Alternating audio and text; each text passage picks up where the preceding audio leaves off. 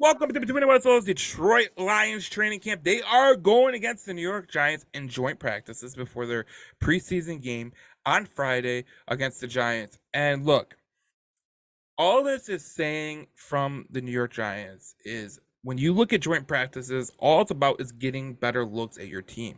You get to see them go against guys that are, on the other team that are first stringers that are looking to make an impact too. And most importantly, if you're a guy on the fringe roster, you could be a guy who could be scooped up by the New York Giants. So if you're a fringe guy and you know you're a fringe guy, you're gonna try to ball out today and through the rest of the joint practices. So I want to read this from Connor Hughes. He's a giant. He's a Giants writer. He said Giants' first team is offense is through two drills against the Lions defense. The Lions are outplaying the Giants pretty significantly.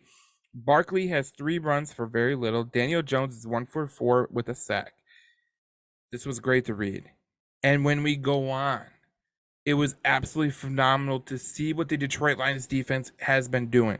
We got something else. I talked to someone who is a friend of a friend, and I talked to him. He works for the Giants, and he had one opinion to talk about one player on the Detroit Lions, and you might want to stay tuned for that because it's pretty eye opening for me, and I think it would be eye opening for you too. Through 5-11 on 11 drills, I have Daniel Jones 5 of 12. Gardner Johnson dropped an interception on a very bad pass. There was also a sack of Hutchinson. There was also a sack on of Hutchinson, which I don't. He messed that up a little bit. If you don't count that sack, he's 6 of 13. It's been a rough one for the quarterback. Guys are open. He's just not hitting them. Um, it's funny because in my mind, I'm thinking, is it more Daniel Jones or is it the Detroit Lions defense? Because honestly, I don't have a high opinion of Daniel Jones. Like, I could sit here all day long and tell you that Daniel Jones can be a useful quarterback in the NFL because he can, a lot of quarterbacks in the NFL can become useful when they have the right players. But when Daniel Jones is off, he's really off, and it's not fun to watch. And if you're a Giants fan, more importantly, if you have him on your fantasy team because you are forced to play him in a fantasy game, he will cost you. I'm just saying.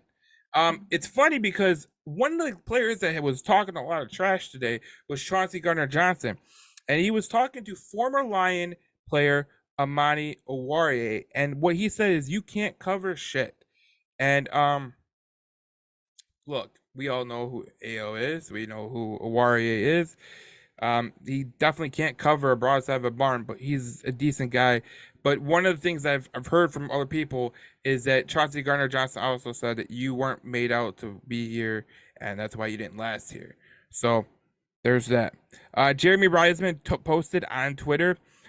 Detroit Lions Giants joint practice just ended. Some quick standouts. Offense, Amon-Ra is still a menace. Gibbs 2 red zone touchdowns catches. One was flagged. Defense, Aiden Hutchinson with at least 2 sacks. Kirby with a few pass breakups, and Hutchinson had a ridiculous tackle for loss. Look, when you look at the whole spectrum of the Detroit Lions defense, and you look at the whole spectrum of this whole team, it all revolves around what Aiden Hutchinson does. And you look at the offensive side of the ball, like if Jahmyr Gibbs is good, he's gonna make that offense even better. So that's fun that's good to see here that Jahmyr Gibbs is making an impact, Hutchinson's making an impact, Houston's making an impact, and Kirby Joseph, which we got more on Kirby Joseph. I talked to someone who was at Lions Giants joint practice today, and he had a very, very key thing to say. So stay tuned to that. So Brian Dable was talking to the media, and he said that this is what he exactly said. This is from Brad Galley of Channel 7. He said, the Lions have drafted really well, and the Giants did a lot of work on the players Detroit ultimately picked. He mentioned Jahmyr Gibbs first. Surprise, surprise. This is one of the things I was telling you during draft time. I told you during draft time that if Jahmyr Gibbs went past you, someone was going to pick him. Someone was going to pick him. He was not going to last in the second round. Either was Jack Campbell, and that's why Brad Holmes stepped on it. And because when you are in the NFL, you have a different opinion of players pre-draft than some of the pundits do. So if a guy like Mel Kiper has a grade of a second round grade, there might be 32 general managers in the NFL that have a grade on Jack Campbell or Jahmyr Gibbs in a first round pick, and that's all it takes. And when you are an NFL general manager, you know what you're looking for, you know what you're going after, and you know it really matters in the game of football. So we go on. Ben Raven, this is a guy. This is from M Live. He said, "I watched the Lions defense today. Kirby Joseph is hitting that next level we've been seeing through the spring and the first couple weeks of camp. Seemed to be never be far or wrong in coverage today. Starling Thomas also continues to get after it. Nice interception and one-on-ones. John Kaminsky was a monster, lining up all over the line. Hutchinson was there with him on a couple of combo pocket breaking rushes." Defense struggled with any sort of delayed read run with Jones or Barkley. Hard to tell in these practices, but stuff to clean up for sure. I'll get to the last part in a minute. On Kirby Joseph, I talked to a person who was there with the Giants, and he works in the front office, and he told me this. He literally told me that Kirby Joseph is going to be an All-Pro player at some point. He doesn't know when. He thinks it could be this year, but when you look at Kirby Joseph and the way he showed out in his rookie year, and you see what he's doing in training camp, it's really good to see that he is actually making an impact out there.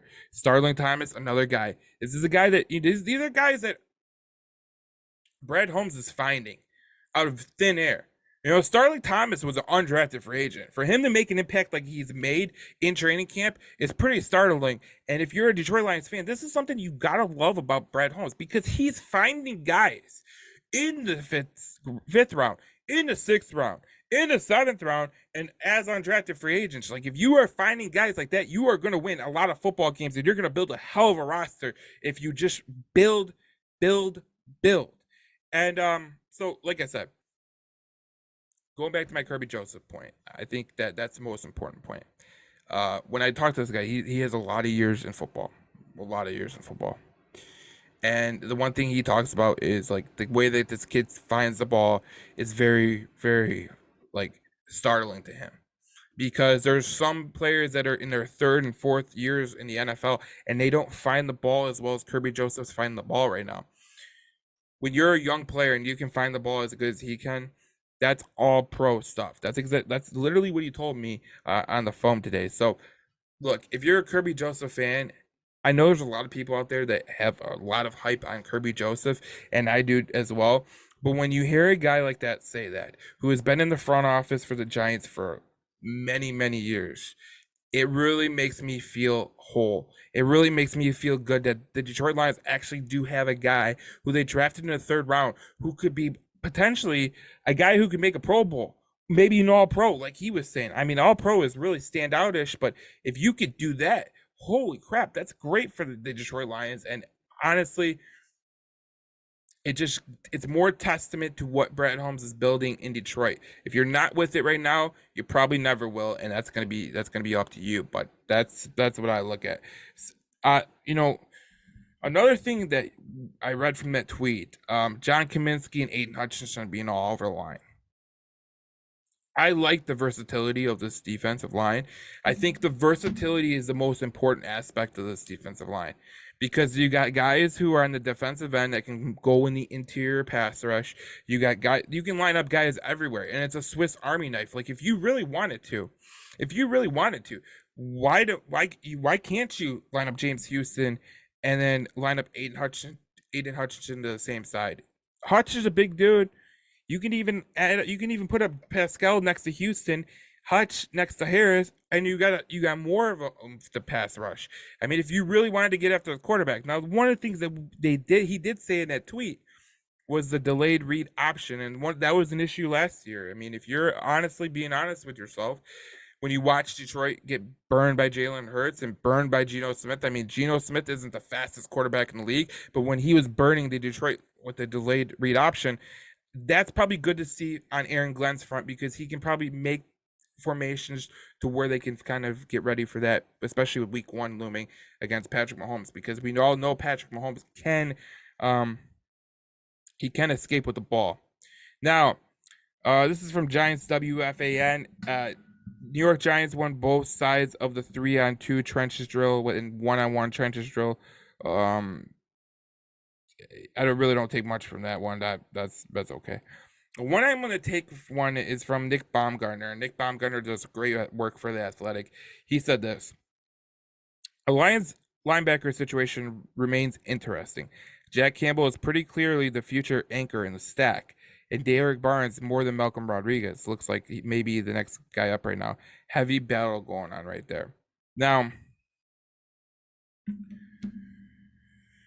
it's fun because you have depth at linebacker. One of the issues Detroit Lions had last year was depth at linebacker, and now you're starting to see that you might have that depth that you really want. And I know Jack Campbell; he's going to be the future of this Detroit Lions defense, especially in the linebacking core. But if he's not ready and Derek Barnes, assumes the position on week 1, I'm not going to get all mad. I'm not going to get all frustrated. Look, he might be a first round pick. But if you're a good team, the one thing that always happens with good teams is their players that are not ready to play, they kind of take a backseat. And then when they're ready to play, whether it be week 6, week 7, week 8, week 9, that's when they're ready to play. If you want to be a good team, you have to build a team where your rookies aren't always pressed into duty in the first couple games that they're going to be playing in. That's just not the way it works. Yeah, any other team you look at, they're basically hoping that they don't have to start the rookie, and then when they do, he ends up being a boss. That's what happened to Detroit last year with Kirby Joseph because all the injuries happen. So never take too much out of a guy not starting in week 1, week 2, week 3. I know that's going to become a kind of a staple with the Detroit Lions right now, especially when I read the depth chart, because I think there's some interesting things of note in the depth chart, which we will get to next. But one of the things I want to talk about, Brian Branch looks like he's going to be an excellent player.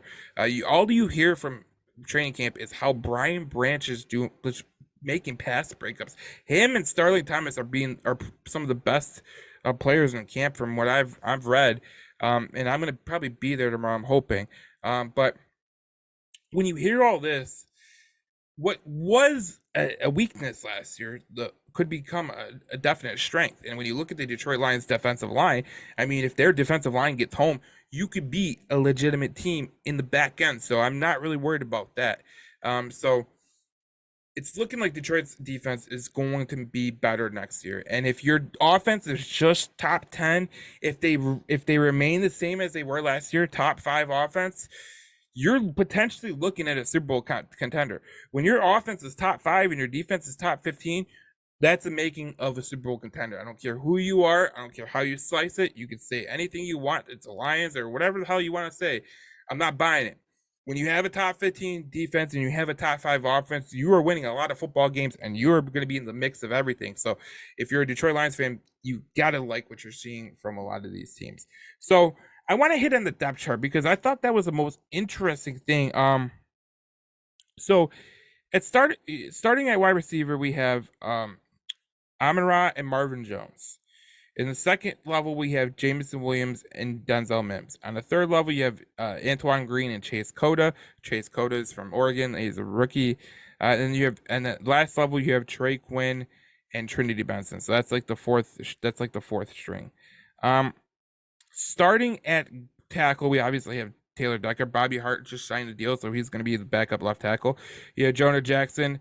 Ragnar Vaitai was the first in the depth chart for the Detroit Lions right guard position. That's very, very interesting. Tight end, Brock Wright is the first tight end, followed by Sam Laporta, James Mitchell, and Darnell Daniels. It's interesting because you don't really think about it like that. You really don't think about Vaitai starting and Brock Wright starting. So that's pretty interesting. Anything could change though. I really find it interesting what we're going to hear right here. Starting at defensive end, Charles Harris. Starting at defensive tackle, Lee McNeil and Isaiah Buggs and Aiden Hutchinson, those 3 were basically shoo-ins. But Charles Harris starting over John Kaminsky, starting over Julian Okwara, and that was surprising to me. But if the Detroit Lions, they really value Charles Harris in a very significant way. So Charles Harris is good, and then you can mix in a James Houston on pass heavy downs, man, that could be really, really good. Starting at the two linebacker spots, they have two linebacker spots listed as Derek Barnes and Alex Anzalone. Cameron Sutton and Jerry Jacobs. Nickel is the CJ Gardner Johnson. Tracy Walker is at safety. So is Kirby Joseph. Backing up Chauncey Gardner Johnson is Brian Branch. Backing up Tracy Walker is Ifatu Melifonwu. And Kirby Joseph is backed up by Savion Smith.